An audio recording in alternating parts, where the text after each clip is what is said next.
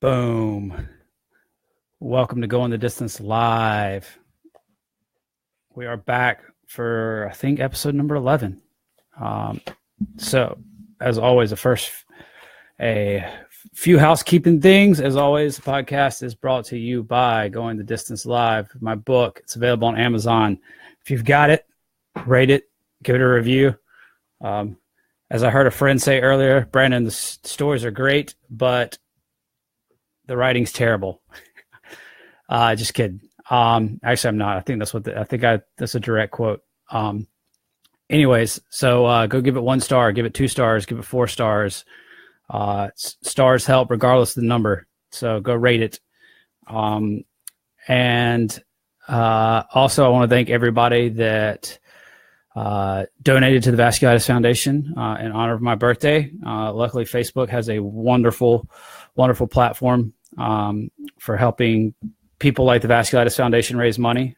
So anybody that contributed, I sincerely thank you from the bottom of my heart. The Vasculitis Foundation does tremendous work with patients, and not just patients, but I think more importantly with a lot of patients' families.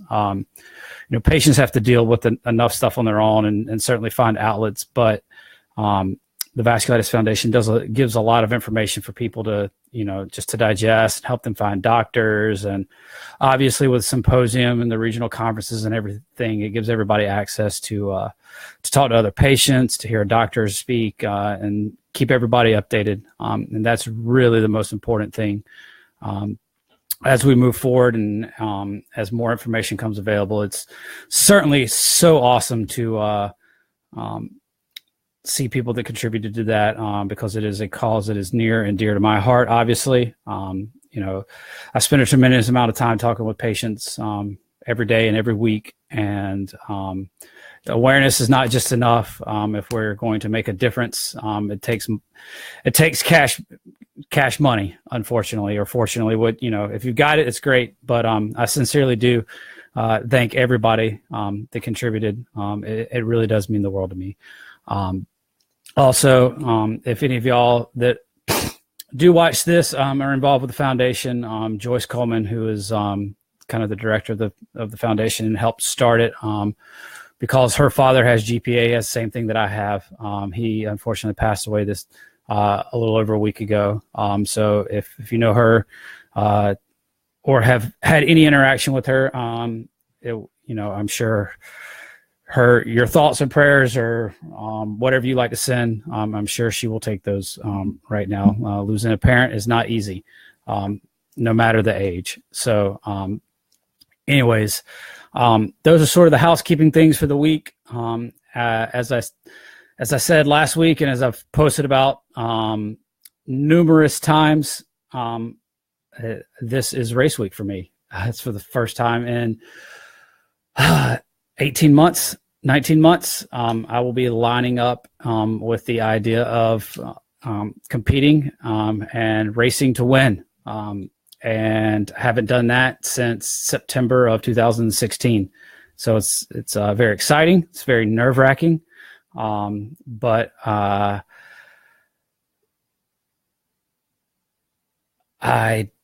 can't believe it's here. And I will be at the JDL Fast Track in Winston-Salem. My race, they finally released a time schedule. My race goes off at 3:10 p.m. And if you're in the Winston-Salem or Triad area, please swing by to catch the races and watch me and some of my mates that I train with on a daily and weekly basis are all going to line up and run an 800 there. The 800 is always not scary for us milers, but it's a step down in distance. It's a super intense race, and it's just literally the 800 is a sprint for 2 laps, and it's about the most amount of pain you can put yourself in. So I wish I could say that training had gone spectacularly over the last year and that I was super excited to line up for like a PR race and really get after it. But, training's been up and down since my last infusions, but it's finally come around. And I've taken some very, very big steps here in the last 3 to 4 weeks, really since kind of around the Christmas time. So, it could go really well. It could also go really bad. So either way, it should be entertaining for you to watch, because if I do well, then obviously it's awesome. And if I do bad, well, it will quite frankly probably be funny to watch. So, I'll laugh about it. You laugh about it. Bad races happen. The first race, especially after 18 months off, is I've done it a lot. I've raced a lot. So I'm just kind of banking on the fact that I've got some experience doing this, and hopefully it pays off. Actually, no, I hate if anybody knows me, I hate the word hope, but I'm going to put myself in a position to hopefully win the race. And I said it again. I'm going to put myself in a position to win the race. And if it happens, it happens. If it doesn't, I know what I have to work on. So it's going to be super exciting to be at the JDL. So it'll probably be the only race I run in the Southeast, and probably until June, maybe August, just depending on how my outdoor schedule works out. But so if you are in the area and within driving distance, I would love to have your support. I'm going to need it, especially that last lap. It's going to be a barn burner. Luckily, there's not too many big names in the race. There's some kind of quick college kids, but nothing that we can't, hopefully us old men in the race can't handle. So I'm going to be lining up with my training mates, Donnie Cowart, who I've been racing for the last 12 years of my life, for the better part of the last 12 years. Donnie was at VMI when I was at Winthrop, and we raced a lot in the Big South Conference and a lot of meets throughout the year. Starting as a freshman in college in 2005, 2006. So we've been racing for the better part of 12 years now. And now he's somebody I train with, which is great. And if you saw one of the earlier podcasts, I had my friend Adam Jones on, who's a newbie, just graduated from Iowa, and is already is working very hard. And I'm super excited to just have him with us in the group, because he's some young blood that really wants to take a go for it. And like myself, he, didn't garner a lot of attention coming out of school, and he is, going for it. And it's so awesome. Eric, you trimmed that beard? Yeah, I trimmed the big one about a month ago. Harrison, I'm still mad at you for completing your challenge. But I've kind of settled into a nice little bit of stubble here, like I'm kind of used to. So, see how long it stays around. Yeah, I feel like a baby. Anything helps when you're 31, right? So, I did turn 31 years old this week, and I celebrated my 10th, 21st birthday. How about that? I've been celebrating 21 for 10 years now. And so that's, a feat in of itself. So, it was kind of thinking back about it, and I've been thinking about writing something about this. And 10 years ago was when I was really sick. In fact, my 21st birthday was not very exciting. I was super sick, and it was before they had realized or figured out what was wrong with me. In fact, I was 5 months away from them figuring out what was wrong with me. So that kind of time period in my life, I don't want to say it's very dark, but I was very, very, very sick. It's obviously not the worst stuff that I've been through, but 10 years ago, I really didn't know. I knew something was super wrong with me. I wasn't just having like a sinus infection or the flu or whatever. So, we're coming up on, I've obviously been, over 10 years ago, I started having problems, but, we're coming up on the 10th anniversary of my diagnosis. And this time of the year, and thinking back about 10 years ago, I honestly didn't know if I would make it. And it's kind of, it's obviously gratifying. I'm super happy to be alive. I think that's probably an understatement. Although I don't know if I would be happy if I was dead or not. But anyways, it's super exciting to be healthy again. And I know it's been a roller coaster for the last 10 years, with a lot of highs and a lot of lows. But I've also just been thinking about the fact now too, that like I've been a runner for over 20 years of my life, and it's pretty much split right down the middle now, for 10 years of me being a healthy adult and 10 years of me being a runner with vasculitis. So I really don't even remember now a ton about what it was like to be a runner without vasculitis. So especially as I get further and further away and my memory starts failing me miserably. I was talking with my parents. My parents came up for my birthday last weekend, and I couldn't even remember my elementary school PE teacher. I couldn't even remember, not even like, it's like, oh no, I forgot their name. Like I couldn't even remember if it was a dude or a girl. So my memory is failing me. So I'm sure it's only going to get worse as I get older.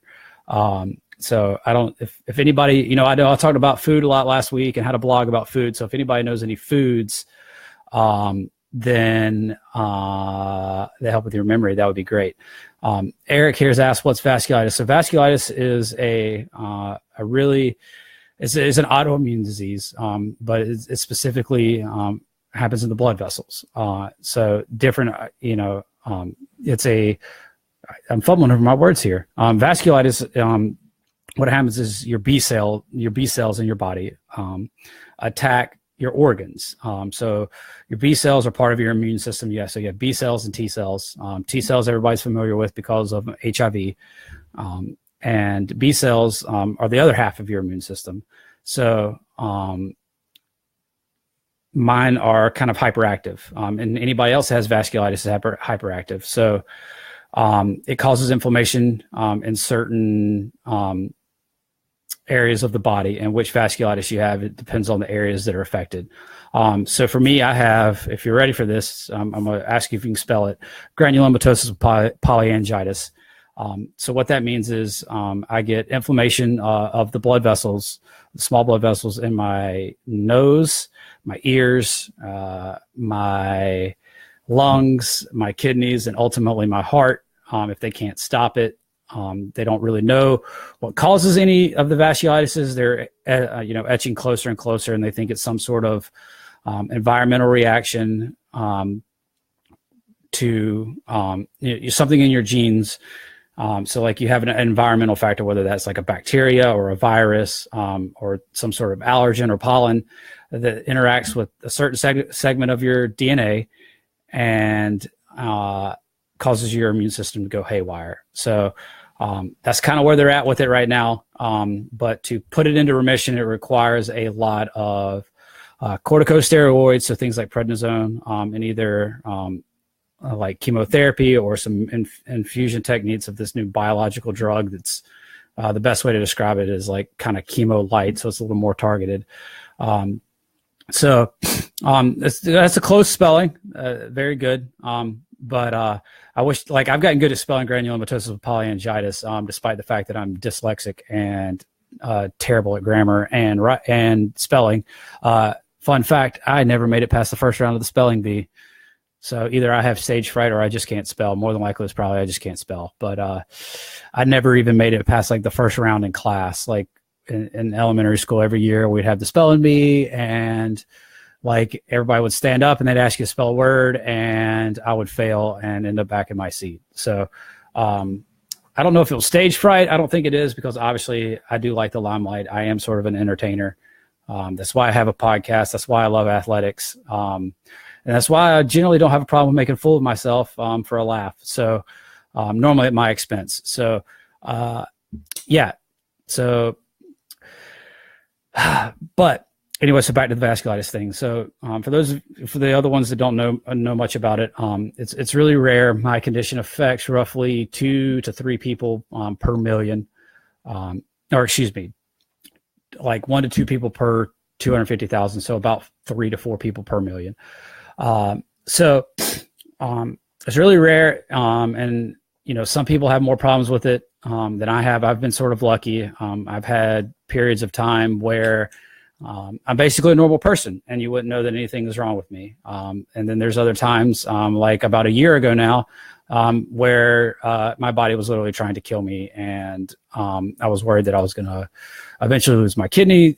I've had 2 kind of scares with my kidneys, kind of not wanting to work right, as well as like having these massive, beautiful scab things come out of my nose that look like really crustaceans that are about this big. I sometimes take pictures of them.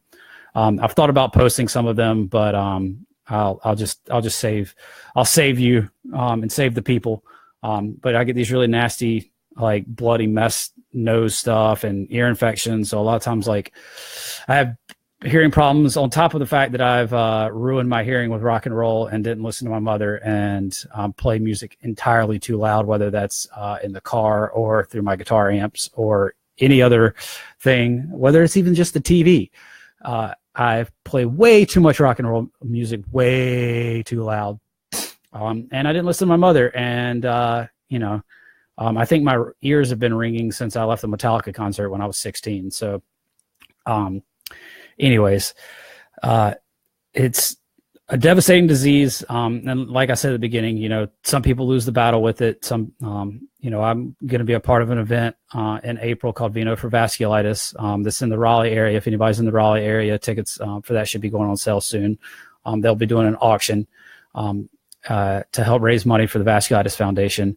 So, anyways, some friends put on this wine tasting event and auction for their friend that didn't make it to my age. So unfortunately, some people do lose the battle with it, and that's why I have taken upon myself to do a lot of outreach work, a lot of talking with patients, and it sort of started as an awareness thing, but awareness can only do so much. I love talking and being there for patients, but at the end of the day, the best thing that's going to make the biggest impact on people's lives is research and finding new drugs and finding new cures. So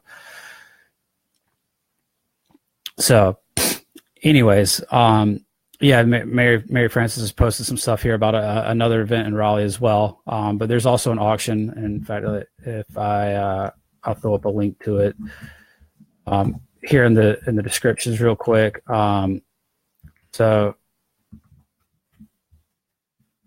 Actually, I have to miss I'm part of the going to be part of the event this year.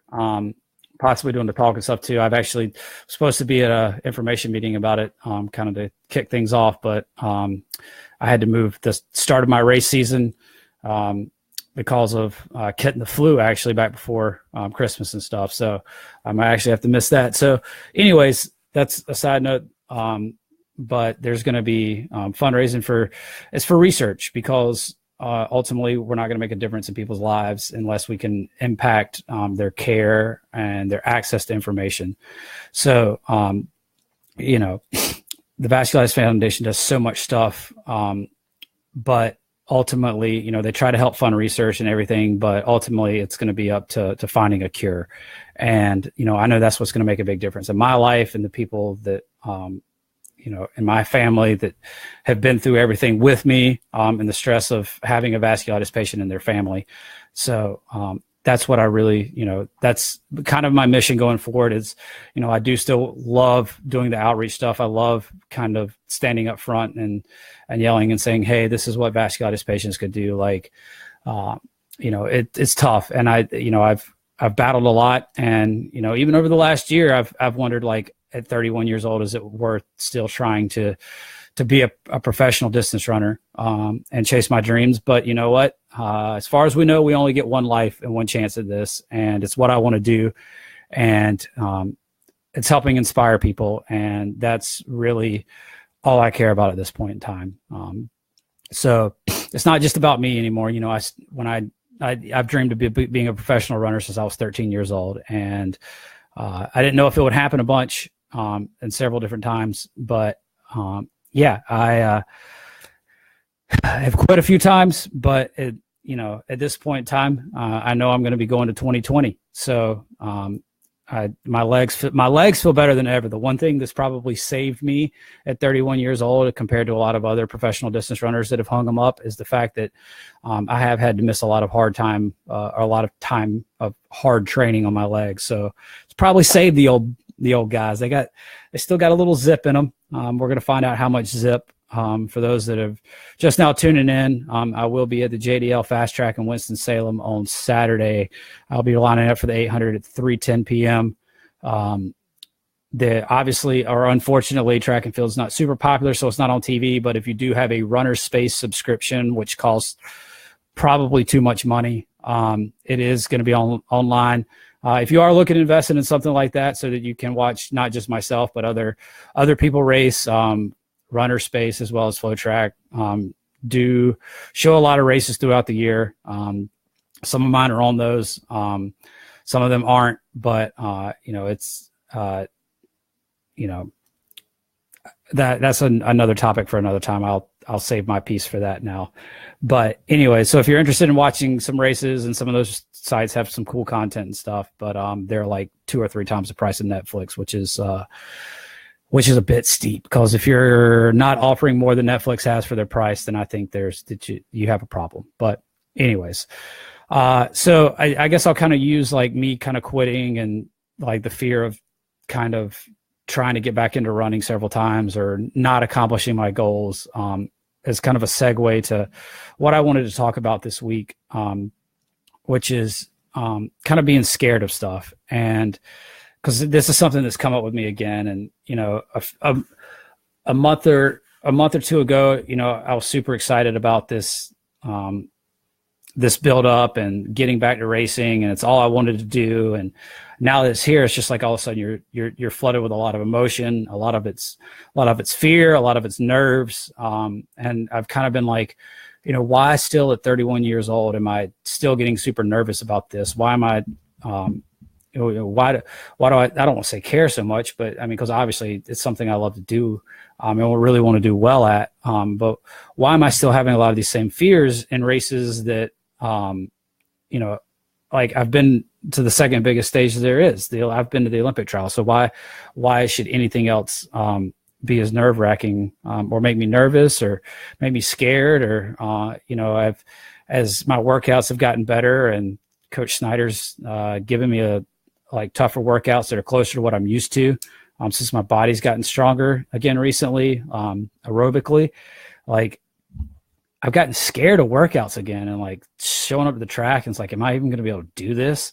So I've been like, why am I falling back into these mental patterns? Like what's causing this? And I've kind of come to the realization over the last couple of weeks of really kind of trying to delve down the psyche, because like to start with, I was super super wound up and like super excited about it, and was like really able to push and didn't care. But like now that stuff's back, and I'm training at a high level again, it's like I'm all of a sudden scared to fail a workout, or and I realize sometimes that's kind of been a problem of mine. I'm really good at hammering myself back into shape and really good at working hard, but like I still get scared, and I shouldn't be. And I realized that if I'm going to succeed again, like I can't continue to have this same thought process. And I also realized that this is probably a fear that not just myself has, but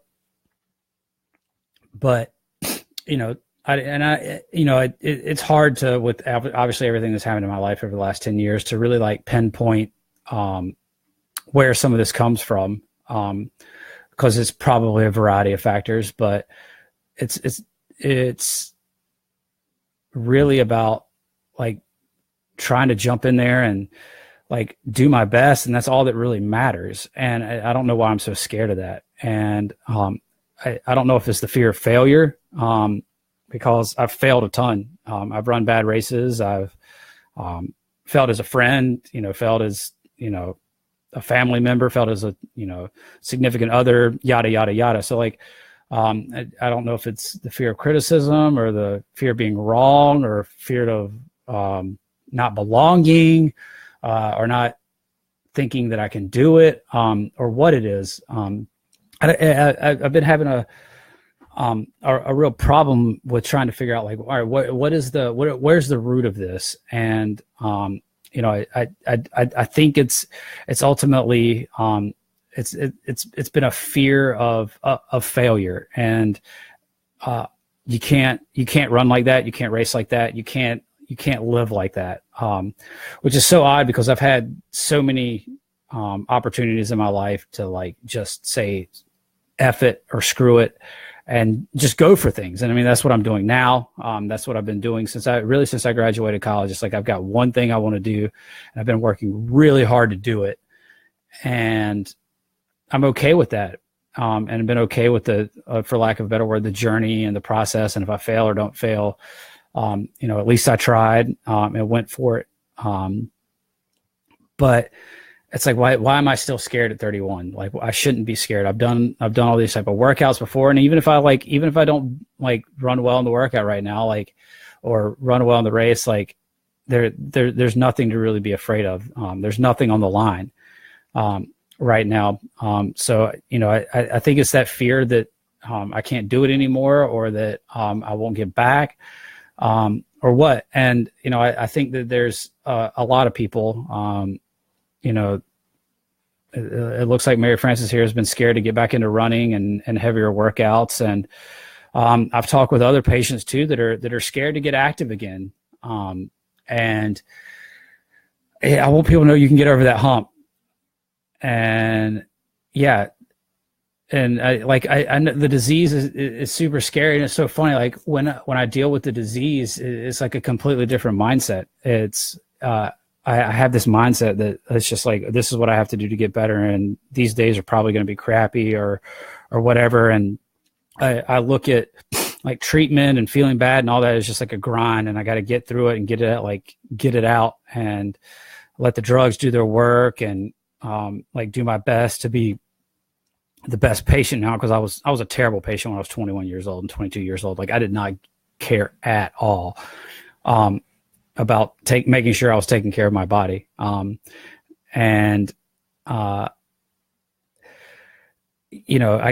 guess, Scott put it right, it's a fear of doing well, knowing the disease is likely to come back. That's why I quit. I quit when I was 26 years old or 25 years old and threw all my stuff in the trash. I was just like, I can't deal with this anymore. I can't deal with working hard, knowing that it might just come back, and I don't know why it's coming back. So, or when it's going to come back. And that happened to me this year. Luckily, or not this year, but in 2017, luckily that didn't happen in 2016. And I was able to check one big thing off my bucket list. But, in checking one of the big things off my bucket list and, making it to the Olympic trials, like I feel like I handled the experience terribly, and I was scared out of my mind. In fact, I remember warming up with my dear friend Graham Crawford, who was a graduate at NC State and now runs for the Hoka New Jersey New York Track Club. And we were both running, and obviously it was both of our first Olympic trials experience. And we were warming up the first day, and we were both just like so nervous, but we were just like, we just got to get through today. Like we're going to make it through make it through round one, and then just get to tomorrow, and like, we'll calm down. And then I remember warming up again on the second day. Excuse me. I remember warming up on the second day again, and Graham just being like, "Are you still nervous?" And I was like, "Yeah." He's like, "Yeah, I'm pretty sure I'm more nervous than I was yesterday." And I was like, "Yeah, me too." So, yeah, I mean, it's just it's a lot of, it's a lot of important stuff. And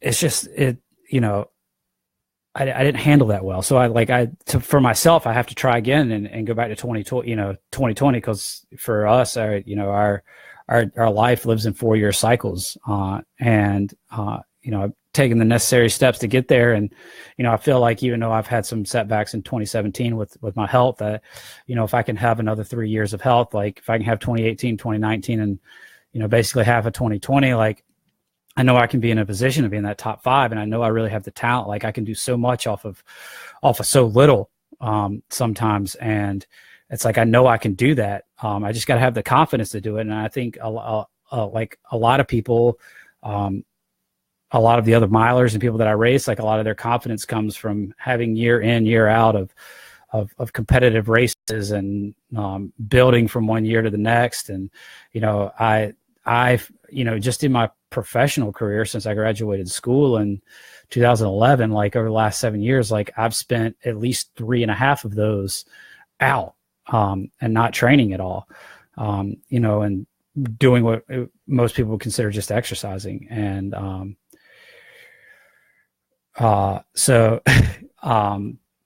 but Zach, maybe after track season gets going here, I will take a stab at flow track and the sport, because that's the model for our sport has kind of become backwards. And I will when I put that one out, it's going to probably piss some people off.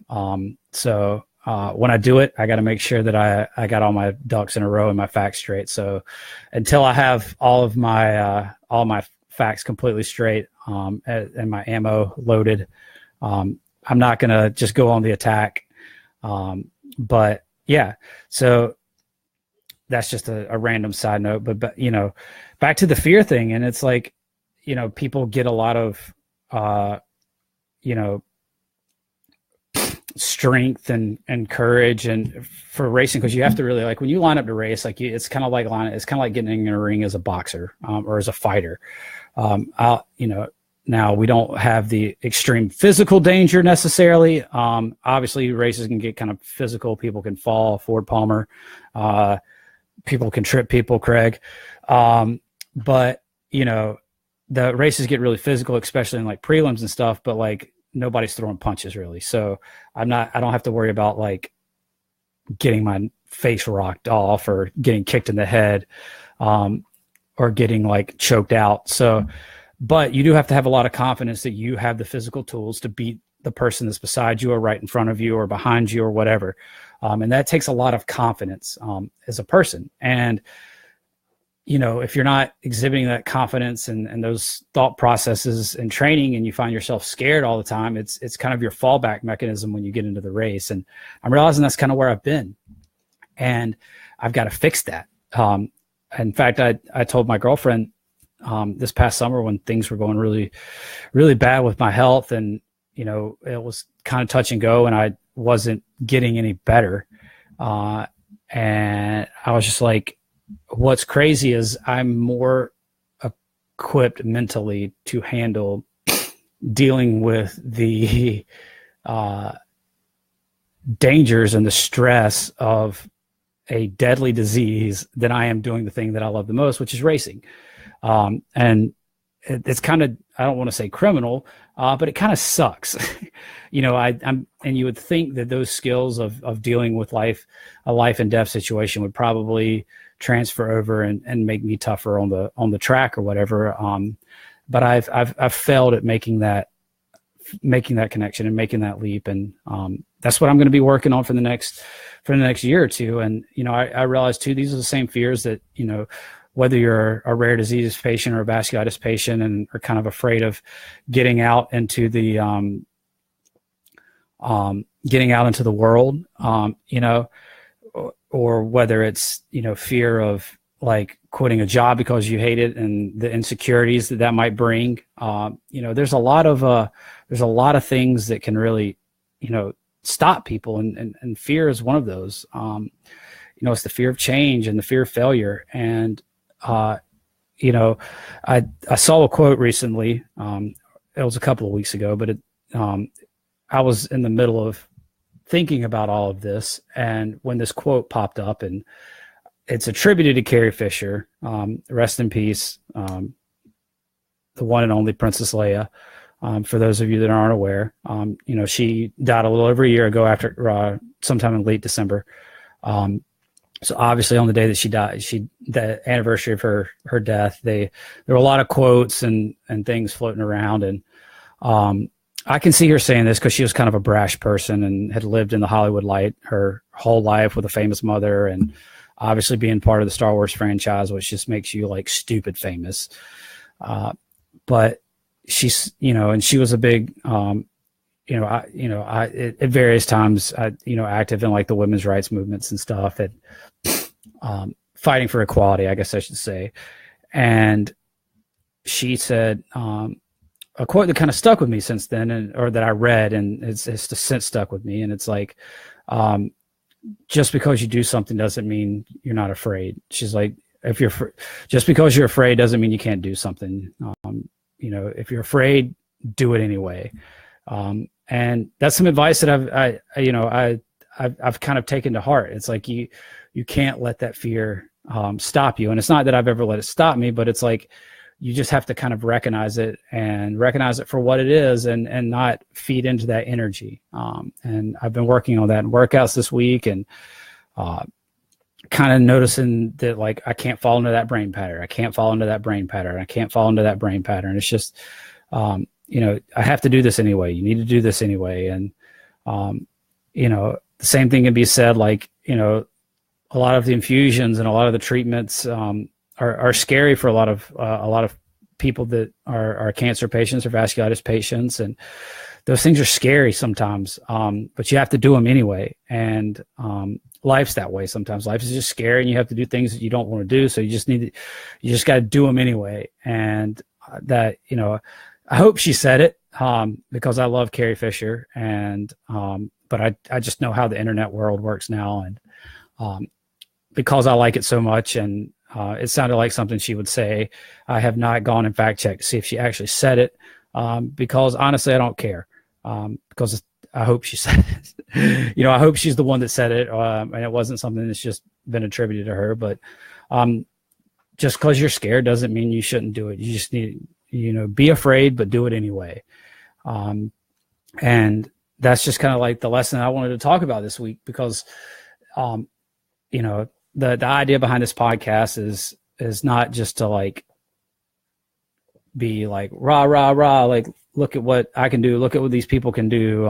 Let's talk to some cool people or whatever. It's exposing what a lot of us all go through, whether that be other athletes, other patients, just other humans, like the things that we go through in life that just kind of aren't talked about, whether that be things like anxiety and depression that I've also struggled with, or fear, fear of making a change, fear that you might have done, you might be doing something you don't like. And, how do you make that change? Like, I'm not Tony Robbins. I'm not going to stand up here on stage and jump up and down and talk at you in this nice, really deep voice, and put you all in a conference room and on a weekend and charge you $10,000 a head. But I like having these conversations with people, and I think they're important. And I think far too many of us don't have an opportunity to even see somebody to talk to about these things. So I've taken it upon myself over the last couple of years to kind of expose some of these things. And I'm a terrible writer, and I wrote a book, obviously, somehow. So some of those early blogs I wrote are really, really rough to read. But it was leading in a direction, and that's kind of what, the kind of the next step in that progress was this podcast, because I feel like I do a little bit better job of communicating verbally a little bit. And, the idea is just to continue to talk about things, and have guests on here, and invite conversation, invite people to talk about things, like share stuff in the comments. Like that's what this thing's for. It's all to me, it's all about a conversation, starting a conversation about certain topics. 2 weeks ago, I tried to tackle the healthcare debate, and, there was a little bit of talk on there. And last week it was about nutrition, and how I kind of like ball on a budget and eat stuff, and some healthier ways to eat. And it's just like, I have access to, because of my lifestyle, because of the things I've been educated on, and because of my interest, there's things that I have, and knowledge that I have, that I want to share with people. And that's what this, that's what this podcast was kind of, started with, the idea of like, I kind of want to talk about some of the stuff that's in my book, and maybe explain some of it a little bit more, or let people ask some questions, because people had asked some questions about it and stuff. But I realized it was a really good opportunity to just kind of start something, and start a conversation, and start people talking about stuff, and give people a space to express themselves, and do it without judgment. While I do judge people harshly at the gym, with the exercises they are doing, sometimes, I'm sorry. My other goal in life is probably to start a podcast from the gym, where I just walk up to ask them what they're doing and who gave it to them. And while that might be funny, it probably wouldn't be helpful. But, if you're curling on the leg curl, if you're doing arm curls on the leg curl machine, you might be doing something wrong. So, but I just, I want to start conversations about things and be honest and be open about things. And, that's why I wanted to talk this week about being scared and, being nervous about things. But like I said about that Carrie Fisher quote is like, just because you're scared doesn't mean you can't do it. You just have to do it anyway. You just got to kind of turn your brain off or distract yourself and find a way to do it. And, if you want something bad enough, you'll find a way to do it.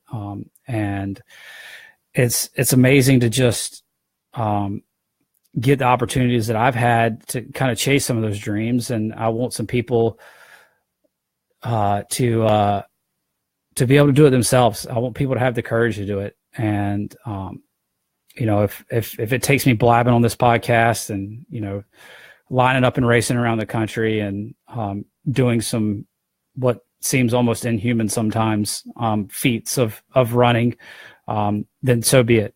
So thank you, Mr. Bean. Cron City, I do hope he would be proud of this. And he would say that you got this dude, Cameron Magnum Bean, rest in peace. For those of you who don't know, Cameron Magnum Bean was one of my best friends in the world, and he left us, too soon. But Cameron was great at this. Cameron actually kind of started doing his own like weekly podcast thing back before they were kind of even popular. And I was kind of like, dude, what are you doing, man? But now there's nobody that I wish I could interview more than him. But he was all about that, man. He was about just going for it. And that's why he and I got along so well. And he was about going for it and having fun and living life. And, life's difficult sometimes for all of us. And, we all deal with stuff, and life will eventually catch everybody. And that's kind of why I had that book, and not just keep coming back to the book, because I feel like I'm just kind of like all of a sudden publishing the book a bunch. But like the book's not for a specific person. It's not specifically for a runner. It's not specifically for a vasculitis patient. It's just I've developed some tools at living life that I want to share with people, and let people know it's okay to be afraid. Let people know that it's afraid or it's okay to not be sure of yourself, and to have dreams and have aspirations, and you can go for it. Like you don't have to attend some crazy seminar or read some crazy book. There's so much information out there, and if you surround yourself with the right people, I don't want to say anything's possible, because quite frankly, I'd love to be Usain Bolt and run the 100, but that's not going to happen. I wasn't born with those genetics. So Emily and Calvin, I really do still have a bone to pick with you. The fact that I wasn't born like 6'6" or 6'7", with a ton of fast twitch muscle fibers, I'm still a little bitter about. At the least I could have played basketball. At the best I could have given Usain Bolt a run for his money. So, I'm really still a little angry at you guys for that. So, anyways, I want people to see that, like, because I feel like so often they see either athletes or successful people and they think it's all just, I don't want to say luck, because some people do get lucky and successful, but there's a lot of us that have to grind through it. And that's one thing that the distance running has taught me is it's a process, it's a grind, and you've got to commit to it. You got to commit to it for a long term. And, when I committed to professional distance running, like I knew it was going to be at least a 4 or 5 year process. In 2011, I knew it. And I knew that I had a chance to make it in 2012. My health got in the way. But that didn't stop me from going for it. I mean, I kind of quit there in the middle, but like I obviously ended up coming back for it, but like it didn't stop me from getting to 2016, because like I had bought into the fact that this is a long-term process and it's a 5-year process. And now it's probably going to have been like a 9-year process, which is fine. Because there's really nothing else I'd rather be doing. And you just got to buy into the process and figure out a way to do it. And it's hard, but it's incredibly gratifying. And that's all I wanted to share this week. I don't want to keep yapping people's heads off about this. I'm going to try to kind of keep these a little more condensed so I don't ramble so much. But if you're scared to make changes, if you're scared to do something, or if you're scared for a race, know that you're not alone. You just have to do it anyway. Like Carrie Fisher said, just because you're scared doesn't mean you can't do it. You just got to do it anyways, and you'll probably surprise yourself. And I'm going to leave everybody with that, unless somebody else has some comments about that, but or wants to share something, but just because you're scared it doesn't need to stop you from doing stuff. And I think everybody could, right now could use being a little less scared, because there's a scary world out there, especially when somebody's got their hand on a nuclear button that's liable to go off at any moment. So anyways, I just always encourage people to just chase their dreams and do what you have to, and it's going to be scary, but that's okay. So just embrace it and have fun with it and live life. So that's it for this week, guys. I think this was going the distance number 11, if my math is correct, which often is wrong. But I've been posting these to YouTube. If everybody would please like, subscribe, and share my YouTube videos. They'll also be up here on Facebook. If you know somebody that might be helped by this message or just enjoyed it, or you didn't get anything out of it and you want to make fun of me, that's okay too. You can share that as well. I welcome all criticism, constructive and trolls. So please share, like away. Thank everybody for tuning in this week, and hopefully everybody stays warm. I know we got a bunch of snow here today, so be safe. The roads are dangerous. I saw that even Dale Earnhardt Jr. wrecked today driving in the snow. So if Junior can wreck, then we all need to be a little safer driving. So be safe in the snow this week. And if you get a chance, swing by the JDL. I'll be out there on Saturday.